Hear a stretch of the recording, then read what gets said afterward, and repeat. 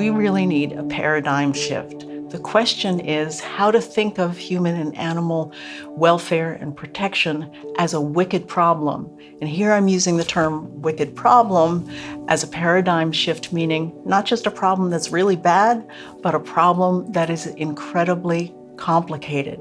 And this is a concept that comes out of urban design and has been also elaborated in environmental studies. These types of problems mean that one change may produce unexpected consequences that we might not like. It also means that you can't practice in a lab. You actually do actions that impact the world. So they're iterative processes. You have to go back, analyze, change, back, analyze, change. For some of my students, they think it's so complicated, it's really just too depressing, we should give up. But because it's so complicated, it means there are multiple points of access and multiple ways to act effectively. I think the single most important change to impact the lives of animals is to recognize that they're beings worthy of dignity, that they possess dignity, and that dignity is worthy of our respect. That is to say, we should treat non-human animals with the respect which we wish to be accorded by our fellow humans. That's not to say we should treat everybody or every being the same. It's that we should recognize the dignity of all beings. I think the single most important thing we should be doing is identifying and recognizing, acknowledging that this system is inherently cruel.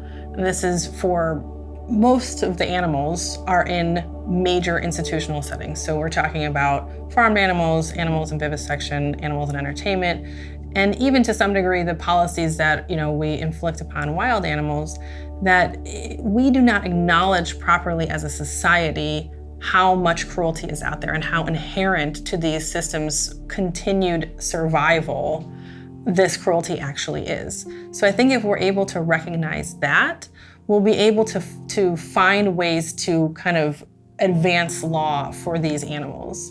And it's not just law that we want to be advancing for animals when it comes to addressing major systematic cruelty. We're also needing to find ways to attack it from all sides: supply side work, demand side work, movement building, sort of figuring out how to raise cultural literacy around these issues. But we have to put the reality of just how big and how bad the cruelty is at the center of the conversation. So I think the single biggest change that we need to impact on the lives of animals is to get people to recognize that the kinds of animals that we consume in huge quantities have an experience of being themselves and have a right to flourish as the particular kinds of creatures they are. People have been persuaded to empathize with all kinds of animals. Big furry ones are, sort of easy, but the numbers of animals we consume in biggest magnitudes are fish and chicken. And for a long time, I think there have been obstacles in getting people to realize that these other kinds of creatures also have their own experiences and merit our ethical attention. And that means significantly rethinking how we treat them. At the moment, both wild capture fisheries and farmed fisheries, for example, give fish really problematic experiences during their lives and at capture.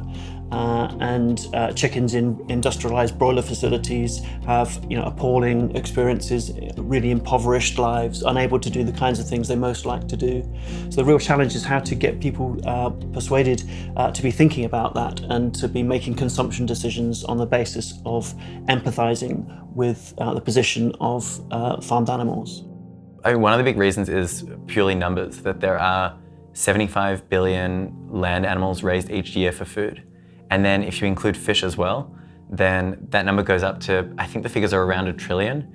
And so in terms of improving the lives of animals on this planet, that's really where there are huge gains to be had, that if you improve policies for chickens, that is tens of billions of animals that would receive better or worse treatment. And also that the way we treat farmed animals, I think, is some of the worst treatment. So I think that's the one thing that I'd like to see more people doing to improve the lives of animals.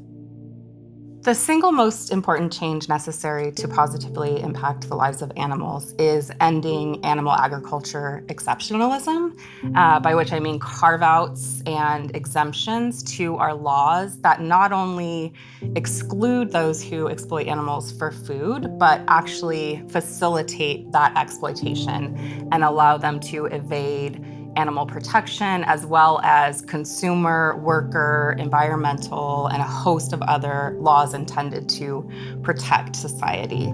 And they've been allowed to externalize these costs, and we need to start using the law not only to force that internalization, but to hold them accountable, to monitor them, to force transparency and accountability.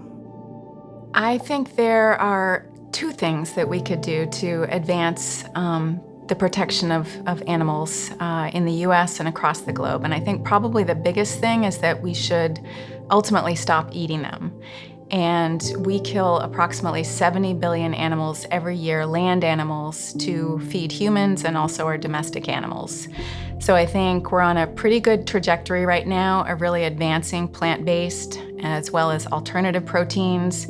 And I really think it's going to take collective impact solutions that look at conservation, agriculture, climate, social justice, that are all wrapped around this issue of consuming animals and the impact of consuming animals on the planet, from climate to loss of biodiversity, wildlands, is huge. So if we could advance the alternative proteins, plant-based diets across the globe, I think that will have the biggest impact on animals. I think there's another way that we can really impact animal lives, and that is reaching children before they have formed all their values and thoughts and processes. I think sometimes the animal protection movement misses the boat on this, and I think historically we've done a lot around humane education. I see less around that, and I really think that we have to have concerted efforts to reach young people, and particularly young people in rural and agricultural areas. Those are sometimes the hardest audiences to reach. So I think if we get young people at that stage when they're still just formulating their thoughts, their values, we will have a much bigger, better impact on animals.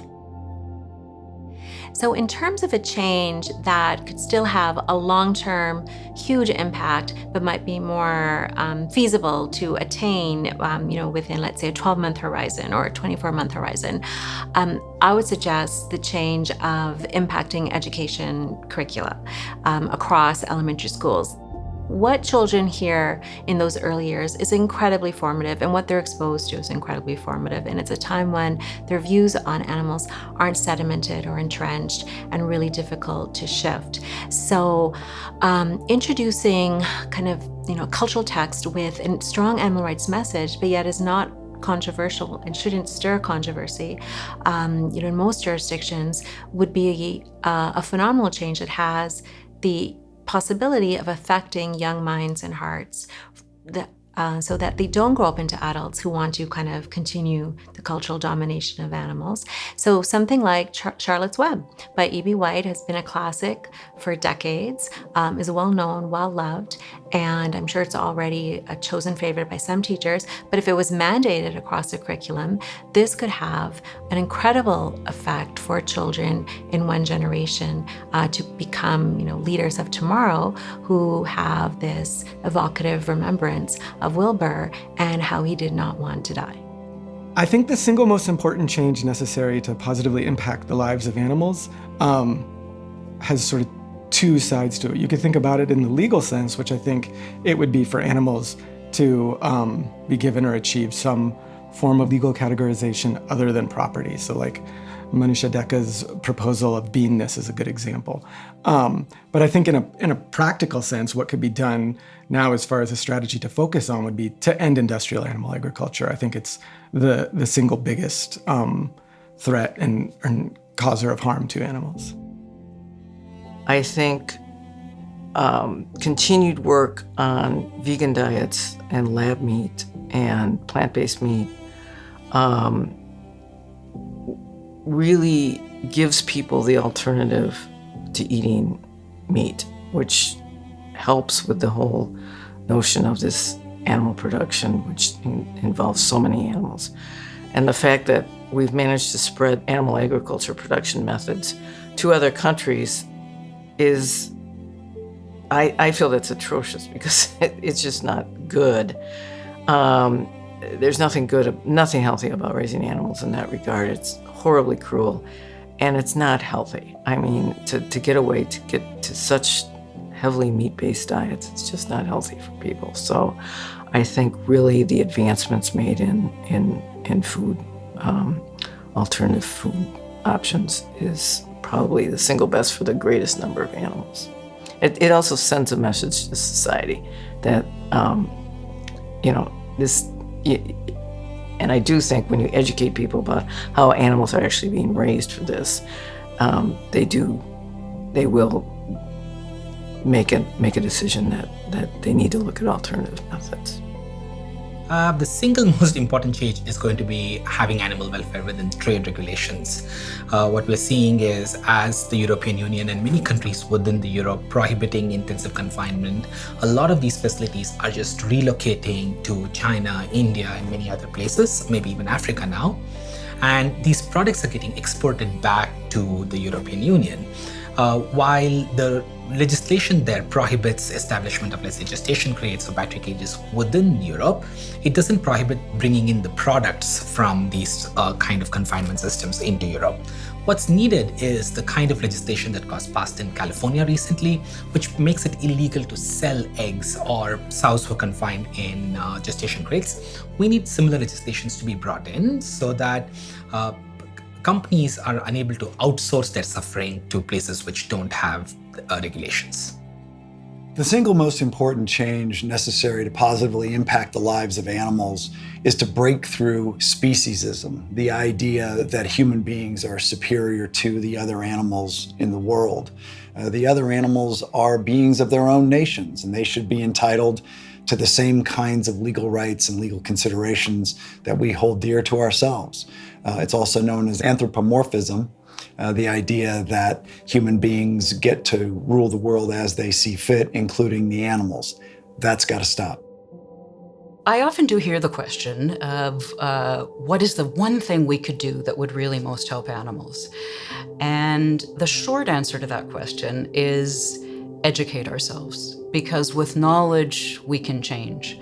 To try and come up with anything beyond that, I think, while I respect the question and people's interest in wanting the answer, is too reductionist, because the reasons animals get hurt in our society are very complex. You know, it's very rarely the gratuitous, horrific act of violence that somebody does just because they get their jollies from hurting others. That does happen in our society. But that's not why most animals are hurt. Most animals are hurt because somebody's getting rich by it, or because of any number of other institutional reasons. And there is no simple answer to that. We need to understand those industries and be patient, even though it seems horrific to talk about taking our time in the face of the violence we know is happening. We need to patiently deconstruct those industries. There is no simple answer. The simplest answer I can come up with, as I say, is let's all inform ourselves of what's really happening out there, so that when industry comes out to assure us that everything they do is humane, we have the answers at our fingertips to explain why what they're saying is ludicrous and outrageous.